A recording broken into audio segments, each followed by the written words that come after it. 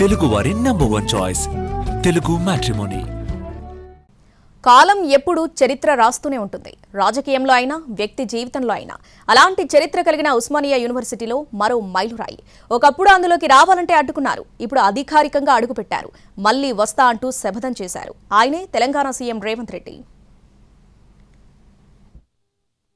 ఎన్నో ఉద్యమాలకు పుట్టినిల్లు ఉస్మానియా యూనివర్సిటీ.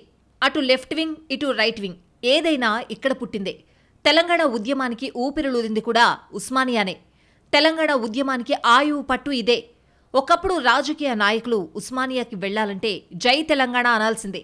టీడీపీ నేతలుగా నాగం జనార్దన్ రెడ్డి, రేవంత్ రెడ్డితో పాటు వెళ్లిన నాయకులను అప్పట్లో విద్యార్థులు అడ్డుకున్నారు. మాజీ మంత్రి నాగంపై ఏకంగా దాడి చేశారు. కారణమేదైనా అప్పుడలా జరిగిపోయింది. ఉస్మానియా యూనివర్సిటీలో 2017లో జనజాతర నిరుద్యోగుల సమస్యలపై నిర్వహించారు.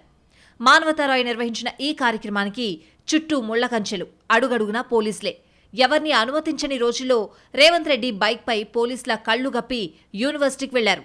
అప్పట్లో ఇది హల్చల్. అదే రేవంత్ రెడ్డి వాళ్ళ ఉస్మానియా యూనివర్సిటీకి సీఎం హోదాలో అడుగుపెట్టారు. పలు అభివృద్ధి పనులను ప్రారంభించారు. ఉద్యమ పార్టీగా చెప్పుకున్న బీఆర్ఎస్ ప్రభుత్వంలో ముఖ్యమంత్రిగా కేసీఆర్ ఉస్మానియా యూనివర్సిటీకి వెళ్లలేదు. అప్పట్లో రాష్ట్రపతి ప్రణబ్ ముఖర్జీ పర్యటన. ఉస్మానియా యూనివర్సిటీకి 100ఏళ్ల వేడుకలకు హాజరయ్యారు. సీఎం హోదాలో కేసీఆర్ వెళ్లొచ్చారు. ప్రసంగాన్ని కూడా క్యాన్సిల్ చేసుకున్నారు. ఆ తర్వాత ఉస్మానియా యూనివర్సిటీ అభివృద్ధి పనుల కోసం వెళ్లే ప్రయత్నం చేయలేదు. సీఎం హోదాలో అభివృద్ధి పనుల కోసం ఇప్పటి వరకు ఉస్మానియా యూనివర్సిటీకి ఎవ్వరూ వెళ్లలేదు. కానీ రేవంత్ రెడ్డి వెళ్లారు. ప్రారంభోత్సవానికి వెళ్లడమే కాదు, డిసెంబర్లో మళ్లీ వస్తా, ఆర్ట్స్ కాలేజ్ ముందు సభ పెడతా అని స్పష్టం చేశారు రేవంత్. ఉస్మానియా యూనివర్సిటీలో ఉన్న సమస్యల పరిష్కారం కోసం వెంటనే నివేదికలు సిద్ధం చేయాలని ఆదేశించారు. డిసెంబర్ 9న సోనియా గాంధీ పుట్టినరోజే మళ్లీ యూనివర్సిటీకి వస్తా అని ప్రకటించారు. ఇంతలో యూనివర్సిటీ ప్రమాణాలు పెంచడానికి అవసరమైన చర్యలు, నిధులు సమకూర్చే పనిలో ఉండాలని రేవంత్ డిసైడ్ అయ్యారు. మొత్తానికి ఉస్మానియా యూనివర్సిటీ చరిత్రలో రేవంత్ మార్కు చూపించుకున్నారు.